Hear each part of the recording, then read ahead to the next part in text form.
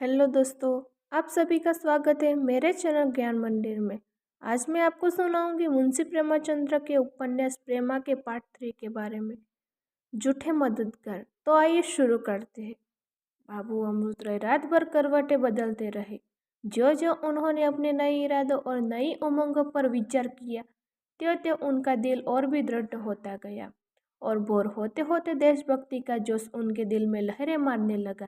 पहले कुछ देर तक प्रेमा से नाता टूटने जाने की चिंता इस लहर पर बांध का काम करती रही, मगर अंत में लहरें ऐसी उठी कि वह बांध टूट गया। सुबह होते ही मुंह हाथ धो, कपड़े पहने और बाइसिकल पर सवार होकर अपने दोस्त की तरफ चले। पहले पहल मिनिस्टर गुलजीलाल BLLB के यहाँ पहुंचे। यह वकील साहब बड़े उपकारी मनुष्य थे और सामाजिक सुधार का बड़ा पक्ष करते हैं। उन्होंने जब अमृत राय के इरादे और उनके पूरे होने की कल्पनाएं सुनी तो बहुत खुश हुए और बोले, आप मेरी ओर से निश्चिंत रहिए और मुझे अपना सच्चा हितैषी समझिए। मुझे बहुत हर्षा हुई कि हमारे शहर में आप जैसे योग्य पुरुष ने इस भारी बोझ को अपने सर लिया। आप जो काम चाहे मुझे सौंप दीजिए, मैं उसको अवश्य पूरा करूंगा और उसमें अपनी बढ़ाई समझूंगा। अमृत राय वकील साहब की बातों पर लुट्टू हो गई। उन्होंने सच्चे दिल से उनके धन्यवाद किया और कहा कि मैं इस शहर में एक सामाजिक सुधार की सभा स्थापित करना चाहता हूँ। वकील साहब इस बात पर उछल पड़े और कहा कि आप मुझे उस सभा का सदस्य और हितचकित समझे। मैं उसकी मदद दिलो जान से करूंगा। अमृत राय इस अच्छे सुगुन होने हुए दाननाथ के घर पहुंचे। हम पहले कह चुके हैं कि दाननाथ के घर पहुंचे। हम पहले कह चुके हैं कि दाननाथ उनके दोस्त सच्चे दोस्त में थे। वे उनको देखते ही बड़े आदर से उठ खड़े हुए और पूछा, क्यों भाई, क्या इरादे हैं? अमृत राय ने बहुत गंभीरता से जवाब दिया, मैं अपने इरादे आप पर प्रकट कर चुका हूँ और आप जानते हैं कि मैं जो कुछ करता हूँ वह कर दिखाता हूँ। बस आपके पास केवल इतना पूछने के लिए आया हूँ कि आप इस शुभ कार्य में मेरी कुछ मदद करेंगे या नहीं।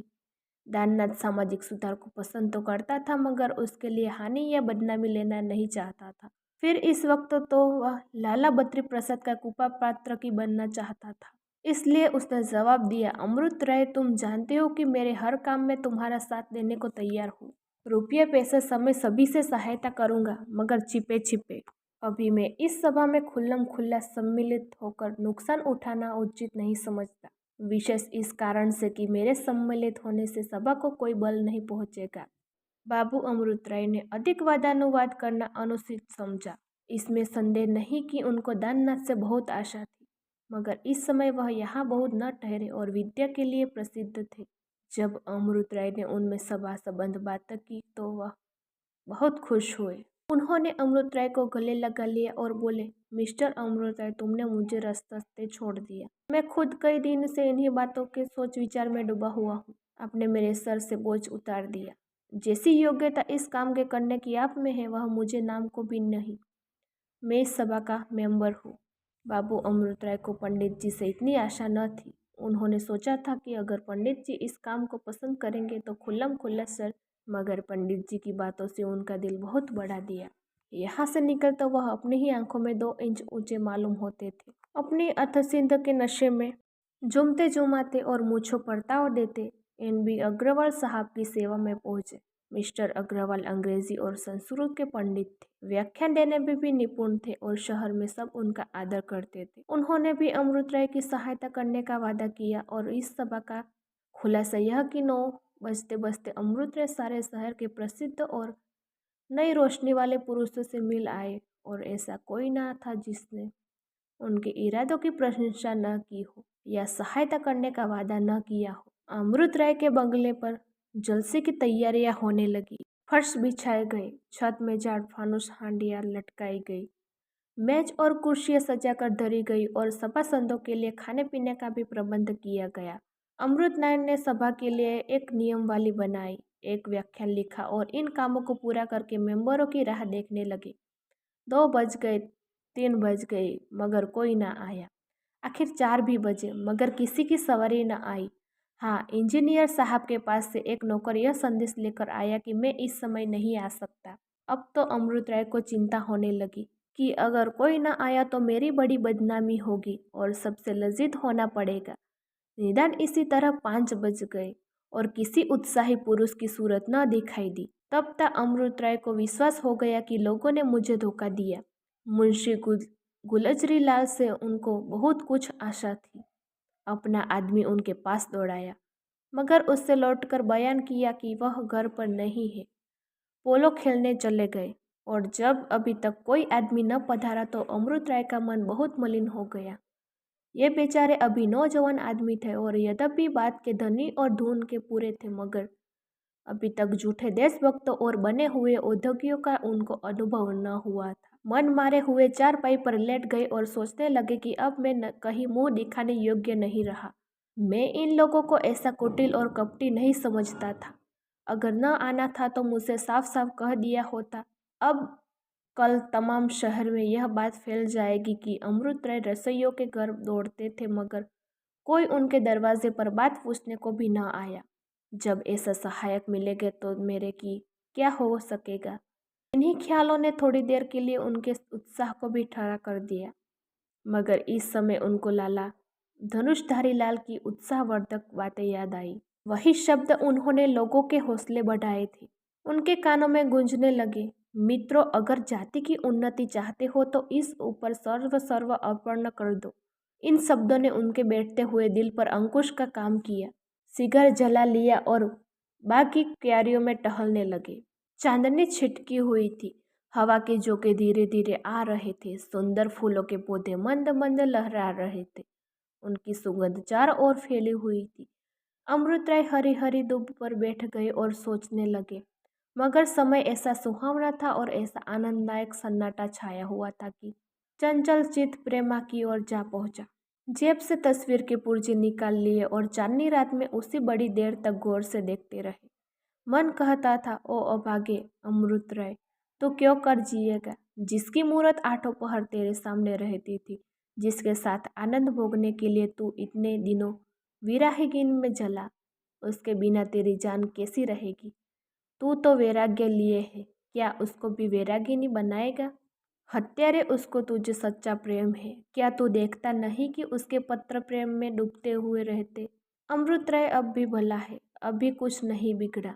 इन बातों को छोड़ो, अपने ऊपर तरस खाओ, अपने अरमानों के मिट्टी में न मिलाओ। संसार में तुम्हारे जैसे बहुत से उत्साही पुरुष पड़े हुए हैं, तुम्हारा होना न होना दोनों बराबर है। लाला बद्री प्रसाद मुंह खोले बैठे हैं, शादी कर लो और प्रेमा के साथ प्रेम करो।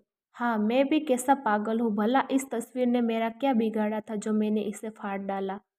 हे ईश्वर, प्रेमा अभी यह बात न जानती हो, अभी इसी उधेड़बुन में पड़े हुए थे कि हाथों में एक खत ला कर दिया। घबरा कर पूछा, किसका खत है। नौकर ने जवाब दिया, लाला बद्री प्रसाद का आदमी आया है। अमृत राय ने कांपते हुए हाथों से पत्री ली और पढ़ने लगे।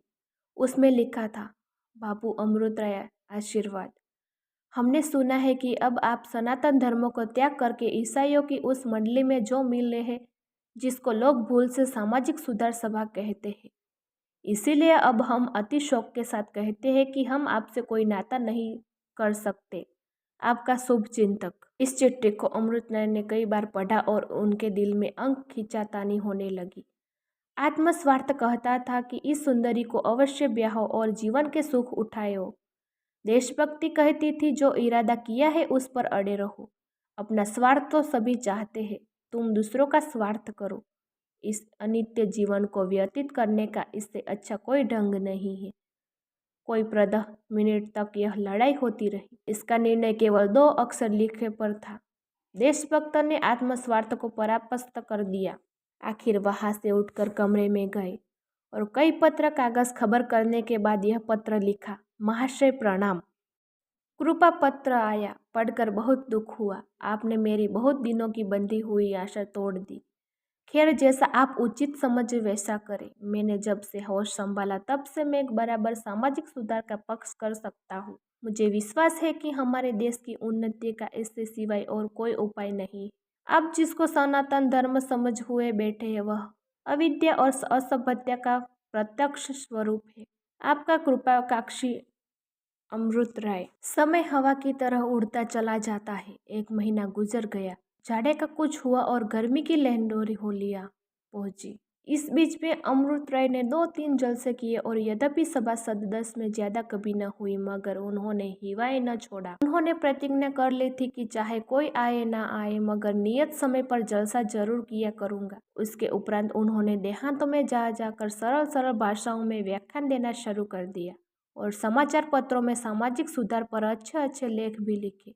इनको तो इसके सिवाय कोई भी काम न था। उधर बेचारी प्रेमा का हाल बहुत बेहाल हो रहा था। जिस दिन उसने उनकी आखिरी चिट्ठी पहुंची थी, उसी दिन से उनका रोगियों की सी दशा हो रही थी। हर घड़ी रोने से काम था।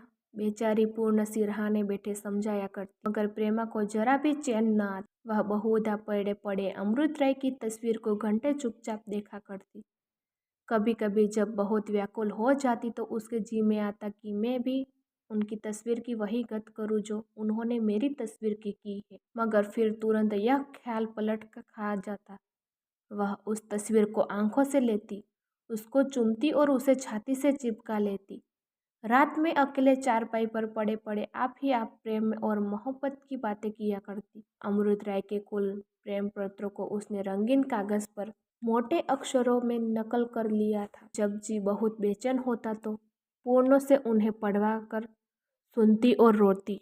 भावस के पास तो वह पहले भी बहुत कम बैठती थी, मगर अब माँ से भी कुछ खींची रहती, क्योंकि वह बेटी की दशा देख देख कर कूटती और अमृत राय को इसका कारण समझकर कोसते। प्रेमा से यह कठोर वचन न सुने जाते। वह खुद अमृत राय का जिद बहुत कम करती। हाँ, जब पूर्णा या कोई और दूसरी सहेली उनकी बात चलाती तो उसको खूब कान लगाकर सुनाती। प्रेमा एक ही मास्क में लग लग कर कांटा हो गई।